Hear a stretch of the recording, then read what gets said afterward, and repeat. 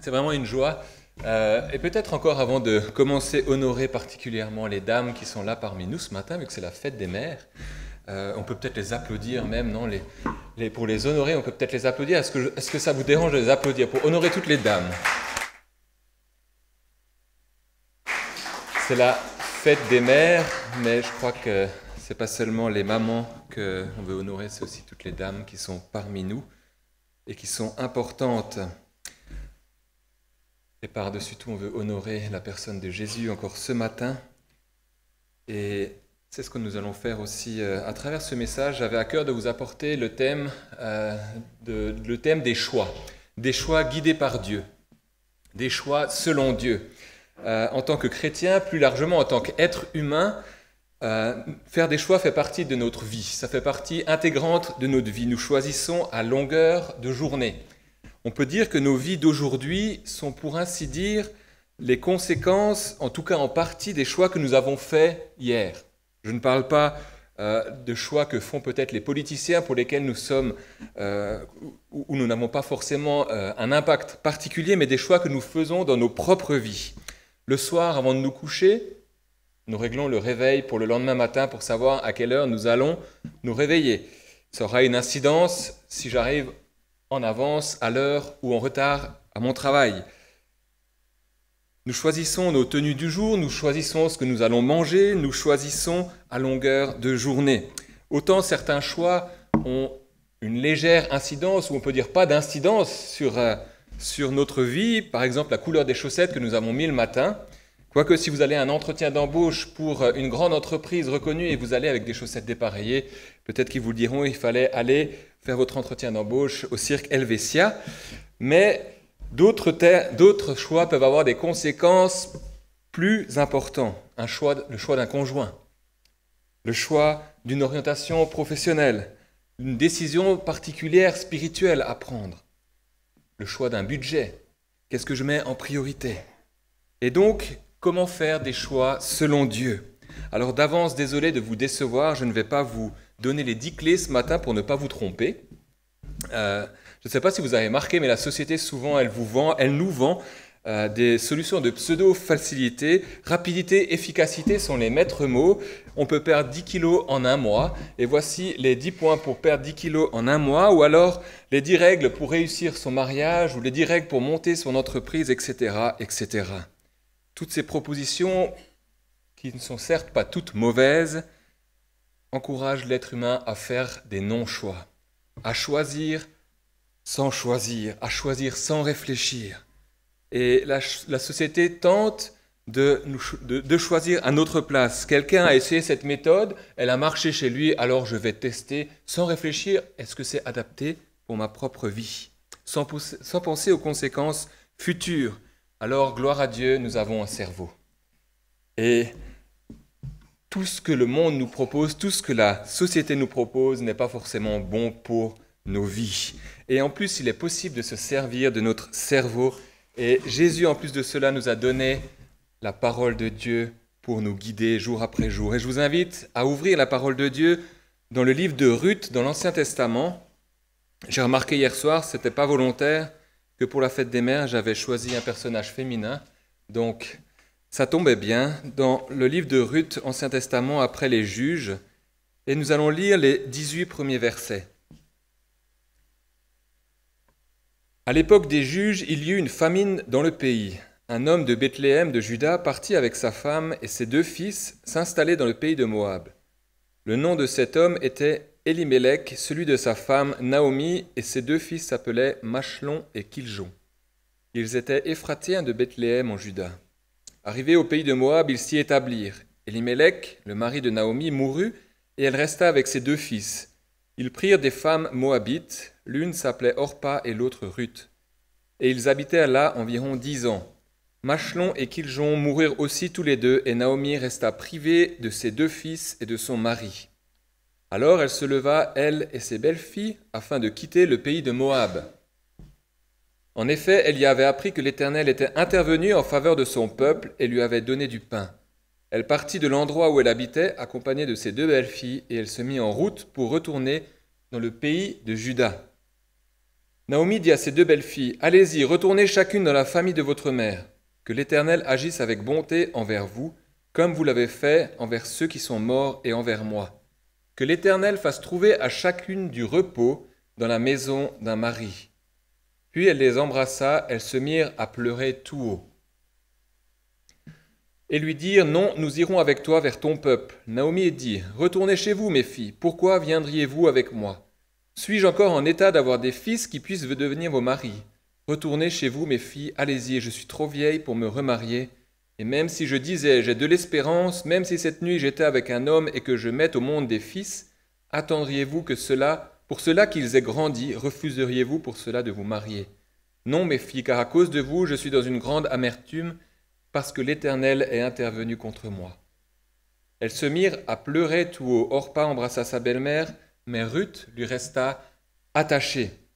Naomi dit à Ruth, « Tu vois, ta belle-sœur est retournée vers son peuple et vers ses dieux. Retourne chez toi comme elle. » Ruth répondit, « Ne me pousse pas à te laisser à repartir loin de toi. Où tu iras, j'irai. Où tu habiteras, j'habiterai. Ton peuple sera mon peuple et ton Dieu sera mon Dieu.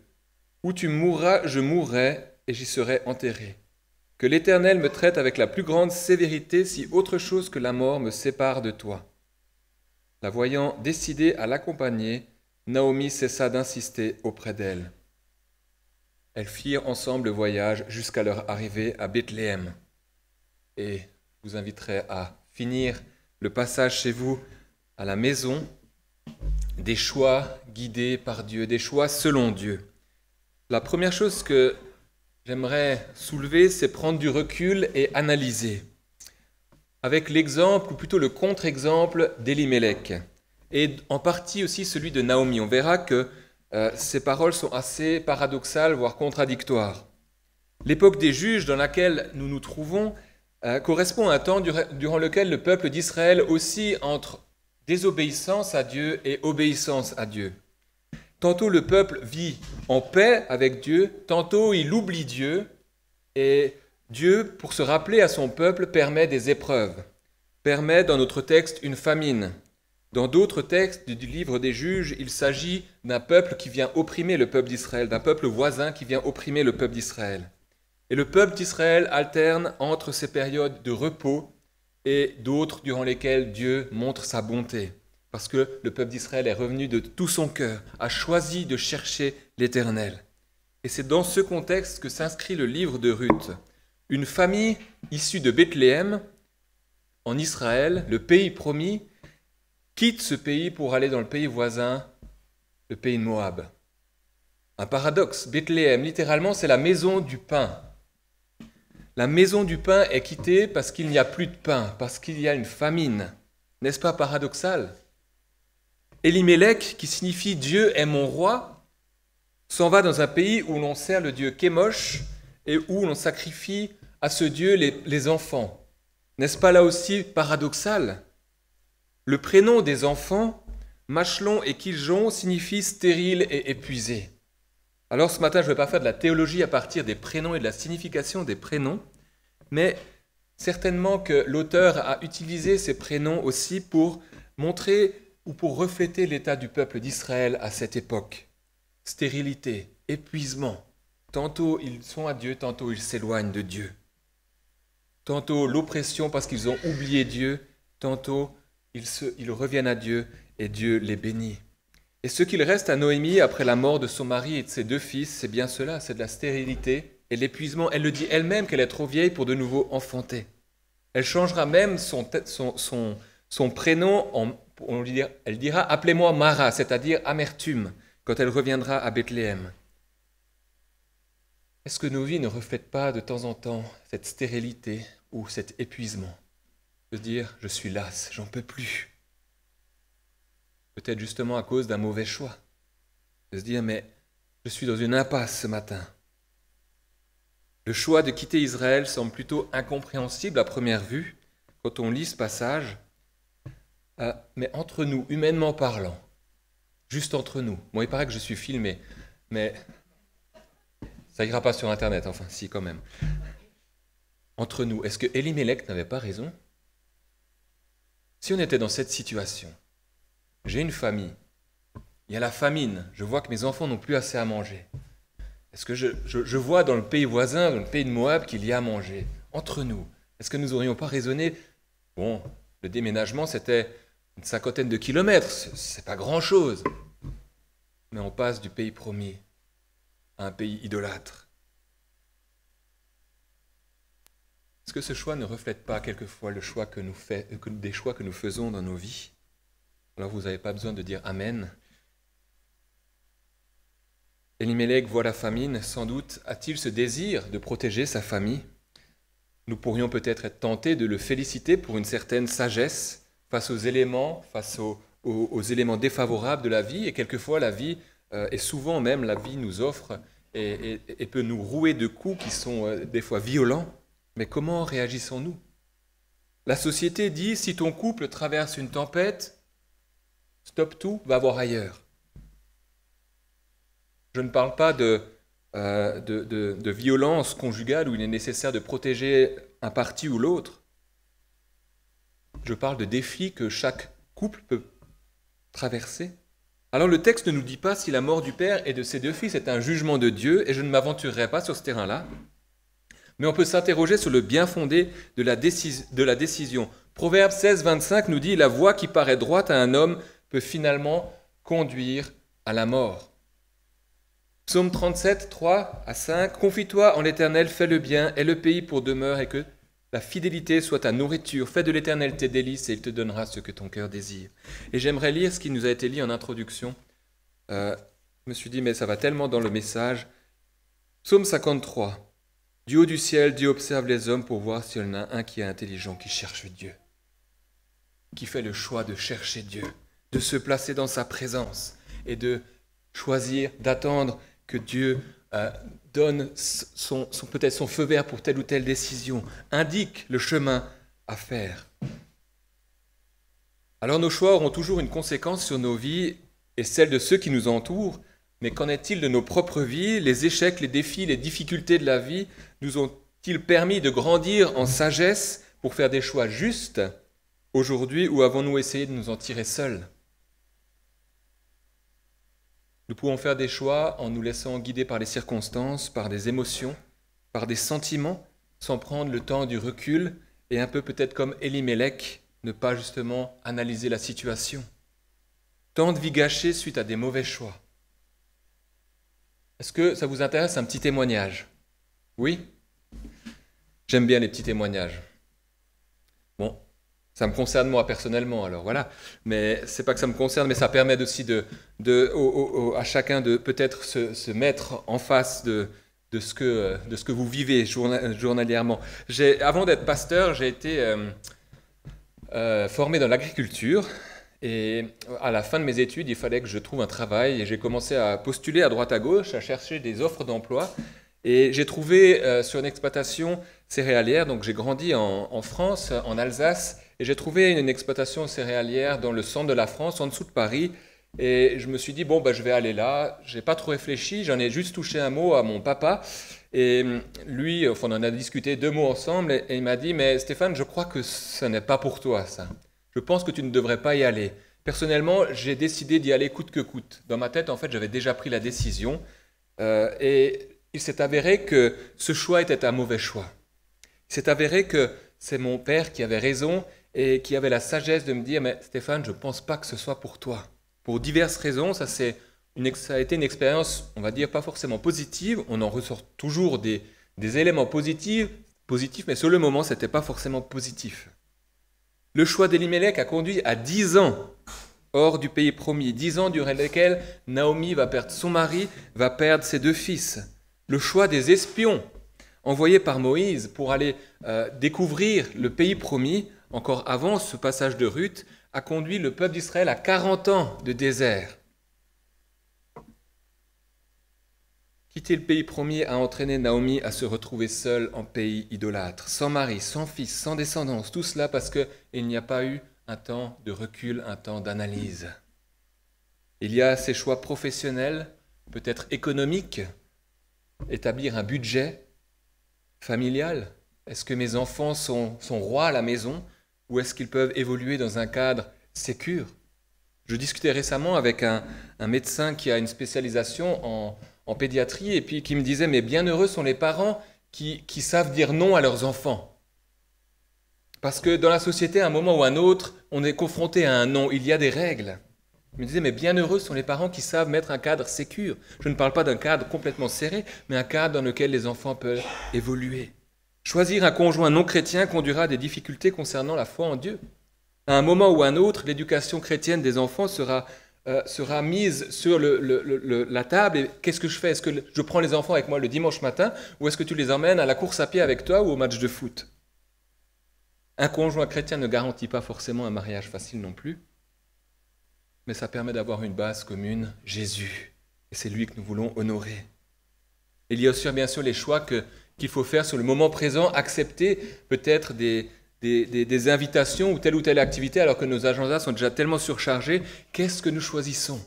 Des fois, on n'a pas le temps de prendre du recul, mais le fait est que lorsque nous passons du temps dans la présence de Dieu, je suis convaincu que lui nous permettra de prendre le temps, ou plutôt la bonne décision sur quoi choisir à quel moment. Quelle est la saison de Dieu pour ma vie? Quelle est la saison de Dieu pour ta vie? Prendre du recul, analyser, réfléchir. Comme je vous l'ai dit, avant d'être pasteur, j'étais dans l'agriculture et à un moment, j'ai été confronté au choix de me lancer dans une bifurcation professionnelle. Vous voyez, ce n'est pas tout à fait la même chose, l'agriculture et le pastorat, quoique il y a beaucoup de paraboles sur l'agriculture dans la Bible, mais à un moment, j'étais placé devant cette option. Est-ce que je choisis de servir Dieu ou est-ce que je continue dans ma voie l'agriculture? Et de nombreuses questions sont survenues, parce qu'avant de devenir pasteur, il y a des études. Qui va subvenir à mes besoins? Ai-je perdu du temps en étudiant dans l'agriculture? Me suis-je perdu en route? Je ne vais plus cotiser pour ma retraite, parce que je suis étudiant. Dans une société qui promeut la carrière, je plaque tout et j'arrête tout.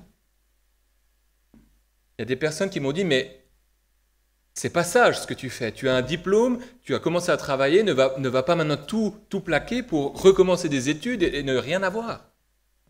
Et pourtant, je suis convaincu d'avoir fait le bon choix. Même si ce dernier a entraîné des défis, je suis convaincu d'avoir fait le bon choix. Et j'aimerais ajouter qu'il arrive que Dieu, des fois, nous laisse justement choisir. Et il n'y a pas de bonne ou mauvaise décision. À un moment, je pense avoir eu ce choix que Dieu m'a laissé de dire, mais tu peux continuer là ou tu peux revenir dans ta voie. J'avais fait une année, mais maintenant tu as le choix. À toi de te décider. Et j'ai choisi de continuer. Mais nos choix ont des conséquences. Et Dieu nous encourage à mener nos vies selon sa volonté. Et pour cela, il n'y a pas de miracle, c'est de chercher la présence de Dieu. Il y a un pasteur qui disait de pratiquer la présence de Dieu au quotidien. Pratiquer la présence de Dieu au quotidien. Alors gardons la foi que Dieu nous guide et que peut-être afin d'apaiser aussi les tensions intérieures, mon but ce n'est pas que ce matin vous partiez avec une peur, qu'une épée vous tombe sur la tête en vous disant si je choisis mal, il va m'arriver malheur ou je vais perdre des gens de ma famille. Ce n'est pas le but de ce matin, ce message se veut encourageant. À partir du moment que nous cherchons à plaire à Dieu, il nous mettra les bonnes convictions pour aller dans son chemin. Amen. Quelqu'un suit, chouette. Gloire à Dieu. Merci. Je plaisante, bien sûr. Prendre le temps du recul et analyser. Et le deuxième point, s'attacher à Dieu, être à l'écoute. L'exemple de Ruth. Entre parenthèses, juste avant d'entamer justement ce fait de s'attacher à Dieu, on voit aussi que Naomi entretient une relation privilégiée avec ses belles-filles. Je ne sais pas si vous avez remarqué. Moi, ça m'a marqué, pas que j'ai de problème avec mes beaux-parents, mais je me suis dit, mais souvent, lorsqu'on mentionne la belle-mère, c'est pour la caricaturer. C'est pour caricaturer une relation qui n'est pas toujours simple. Mais je crois qu'il y a aussi un encouragement ce matin dans ce texte, c'est que à toi qui as peut-être des belles-filles ou des gendres, ou à toi qui as une belle-mère ou un beau-père, et puis tu te dis, mais c'est difficile, mais il y a possibilité d'apaisement. Moi, je vois comme un encouragement dans ce texte de voir que Noémie vit une relation magnifique avec ses belles-filles, avec Ruth et Orpa. Même s'il y en a une qui va revenir dans le pays de Moab, elle vit une relation forte, à tel point que ses belles-filles vont pleurer lorsqu'elle va partir, lorsqu'elles vont se séparer. En tout cas, Orpa. Alors, Ruth fait le voyage du pays de Moab vers Israël. Elle fait le voyage inverse que Elimelech a fait. Elle va à la maison du pain. Mais c'est aussi intéressant, c'est parce que justement, à un moment, Noémie voit que l'Éternel a été bon de nouveau pour Israël. Alors elle se dit, je vais retourner au pays d'Israël. Et Ruth va faire le voyage avec sa belle-mère. Et les paroles de Noémie sont déconcertantes. Tantôt, elle demande la bénédiction, la bonté de Dieu sur la vie de ses belles-filles. Tantôt, elle les encourage à rester dans un pays idolâtre. Je vais juste relire. Allez-y, retournez chacune dans la famille de votre mère, que l'Éternel agisse avec bonté envers vous, comme vous l'avez fait envers ceux qui sont morts envers moi. Retournez dans le pays de Moab, et que l'Éternel soit bon avec vous. Un peu contradictoire. Orpa s'exécute. Bien qu'elle est triste de quitter sa belle-mère, elle va partir. Mais Ruth fait cette déclaration magnifique. Ne me pousse pas à te laisser à repartir loin de toi. Où tu iras, j'irai. Où tu habiteras, j'habiterai. Ton peuple sera mon peuple et ton Dieu sera mon Dieu. Amen. Ton Dieu sera mon Dieu. Et je crois que c'est ce que Dieu désire pour chacune de nos vies, c'est qu'on soit à son écoute, qu'il soit notre Dieu. Naomi encourage ses belles-filles à rester dans ce pays de Moab, tout en demandant à Dieu d'être bon envers elles. Et le terme hébreu qui est utilisé pour parler de la bonté a une signification que nos termes français ne sauraient expliquer. C'est un attribut de Dieu. Dieu est bon. Par essence, Dieu est bon. Il est bon envers ses créatures. Peu importe les circonstances, Dieu est bon. Il n'y a en lui aucun mal. C'est un fait. Ruth est l'exemple même que Dieu est le seul capable de transformer les situations. Dieu est tellement bon qu'il permet à une femme étrangère au peuple d'Israël d'avoir une part d'héritage, d'entrer dans le pays promis, d'entrer dans la généalogie de Jésus même. Elle sera dans la lignée du roi David, du grand roi David. Elle qui vient d'un pays dans lequel on sacrifie des enfants au dieu Kémosh. Elle qui a perdu un mari. Elle qui n'a pas eu d'enfant. Elle qui va suivre Naomi parce qu'elle a entendu parler de l'Éternel. Quel choix elle a fait, mais quel choix véritable. Et Dieu va déverser sa bonté sur elle. Et ce matin encore, Dieu désire déverser sa bonté sur chacune de nos vies. Est-ce que nous le croyons? Que Dieu désire déverser sa bonté sur chacune de nos vies. Il attend de nous qu'on se donne entier à lui. Et dans tout ce texte, Ruth est l'exemple même de la foi. On voit que Orpa, c'est la foi sans les actes. Ruth, c'est la foi avec les actes. Elle est prête à perdre sa réputation. Elle est prête à perdre son lieu de naissance. Elle est prête à perdre sa famille pour suivre Dieu. Pour aller certes avec sa belle-mère, mais pour aller dans un pays étranger, mais en sachant que sa belle-mère sert le grand Dieu. Prête à abandonner sa réputation, malgré les difficultés qui l'attendent. Et sans doute qu'elle savait quelles difficultés allaient l'attendre là-bas. Tout cela parce qu'elle a compris, en tout cas en partie, cette bonté, cette miséricorde divine. Et en retour, Ruth est l'exemple même du désintéressement.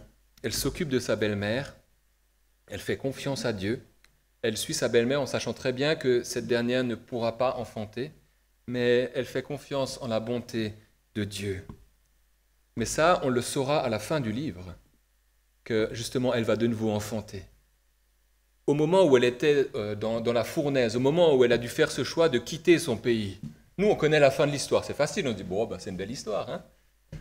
Mais au moment où elle a perdu son mari, où elle sait que de toute façon sa belle-mère est stérile, qu'elle pourra de toute façon plus rien attendre de ce côté-là, elle a fait le choix de suivre sa belle-mère et d'aller dans le pays promis en sachant que, je pense qu'en tout cas, en intégrant cette famille, elle a dû sentir qu'il y avait quelque chose d'autre que ce Dieu Kémosh que les Moabites servaient, qu'il y avait quelque chose, l'Éternel Dieu était le véritable Dieu, elle devait le sentir, elle devait le vivre déjà, pour faire ce choix de partir. Et l'élément frappant dans ce livre de Ruth, c'est que Dieu n'est pas directement mentionné, mais on sent bien que c'est lui l'auteur, c'est lui qui est derrière chaque circonstance, c'est lui qui est là, il est là présent, et il n'abandonne pas la famille. Et ce texte nous encourage à nous placer dans la présence de Dieu, à pratiquer la présence de Dieu au quotidien pour faire les bons choix, les choix selon Dieu. Des choix qui sont guidés par lui. Je crois que Dieu nous encourage encore ce matin, justement, mais aussi peut-être de ne pas avoir peur de choisir des fois. De ne pas être juste tétanisé, mais de simplement aussi nous laisser guider. Que Dieu ouvre les bonnes portes. Peut-être encore, juste pour finir, troisième point, quelques pistes pratiques. Et lire avec vous ce court passage où Jésus dit dans Luc au chapitre 14, « Lequel d'entre vous, voulant bâtir une tour, ne s'assied premièrement et ne calcule la dépense pour voir s'il a de quoi achever, de peur qu'après avoir posé le fondement, il ne puisse achever, et que tous ceux qui le voient ne se mettent à se moquer de lui, disant, cet homme a commencé à bâtir et n'a pu achever sa tour. » Pratiquement, prendre du recul, prendre le temps de la réflexion. Dieu nous a donné un cerveau. Bien sûr qu'il y a des choix que nous devons faire sur le moment même. Et comme j'ai dit, plus nous serons proches du cœur de Dieu, plus ce sera facile aussi de choisir et puis de savoir quelles sont les bonnes choses pour nous. Et la Bible est là aussi pour nous guider.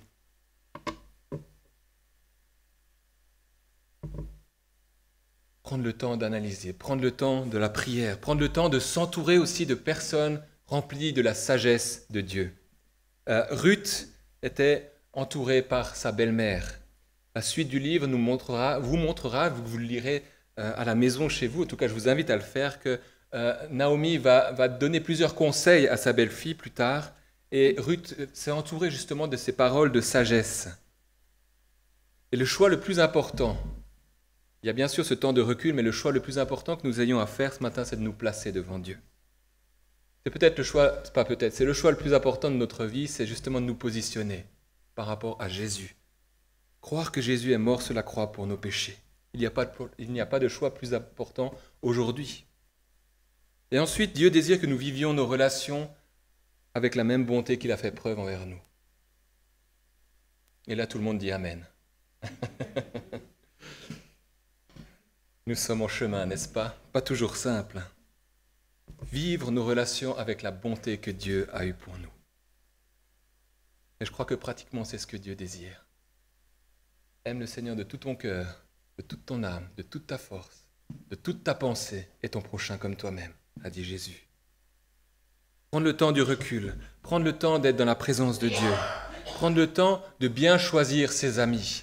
Et il est quelquefois plus difficile de dire non que de dire oui.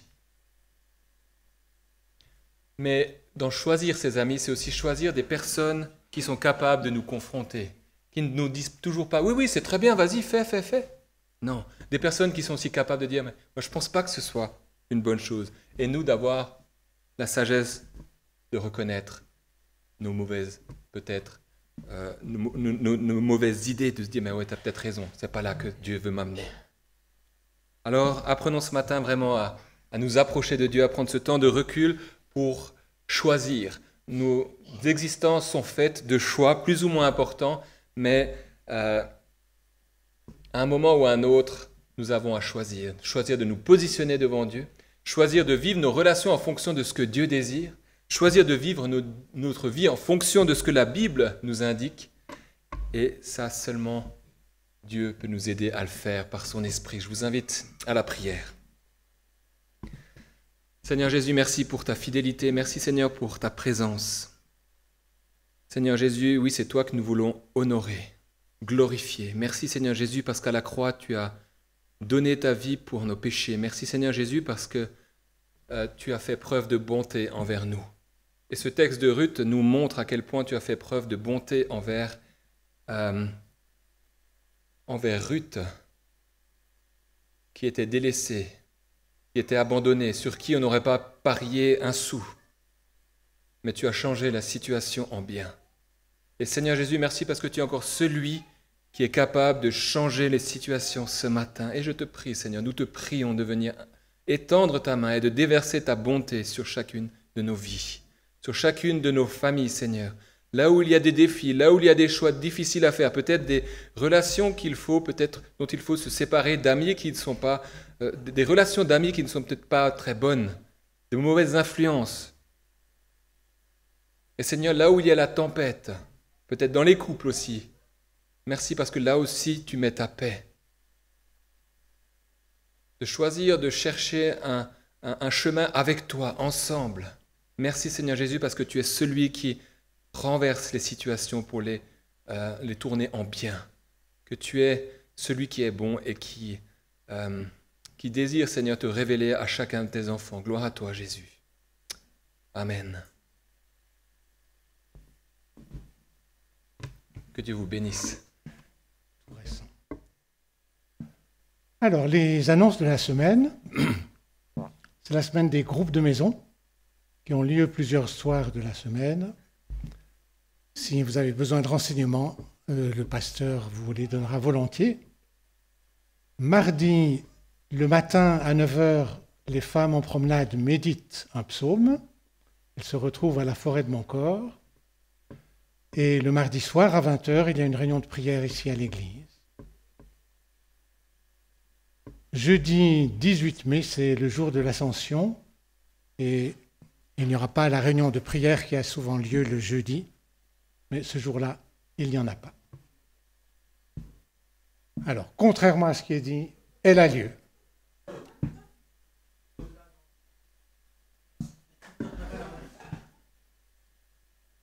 Voilà, c'est des choses qui peuvent arriver. Samedi 20 mai, à 19h, c'est le groupe de jeunes. Et dimanche 21, dimanche prochain, 2 cultes, comme nous en avons l'habitude, à 9h et à 10h30. Après le culte, il y a 2 personnes qui se tiennent à disposition pour la prière. Ça, c'est juste, même au premier culte.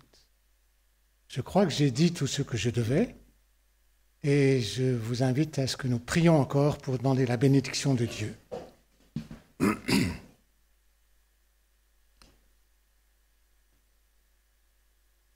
Nous te bénissons, Seigneur, de nous avoir créés avec cette capacité de faire des choix. Tu nous as donné cette liberté d'en faire beaucoup dans notre vie, et celui-là principalement, de te suivre. Nous désirons te suivre et nous te bénissons de ce que nous pouvons nous confier en toi. Nous nous remettons à toi pour cette semaine qui est devant nous. Nous te prions de bénir notre frère Stéphane, Peter Schmidt et sa famille et son ministère. Accompagne-les et garde-les dans ta grâce et dans ta bénédiction. Et nous nous remettons les uns et les autres à toi pour notre vie quotidienne, que notre vie quotidienne t'honore et te glorifie jour après jour. Garde-nous dans ta paix au nom de Jésus. Amen. Je vous souhaite un bon dimanche.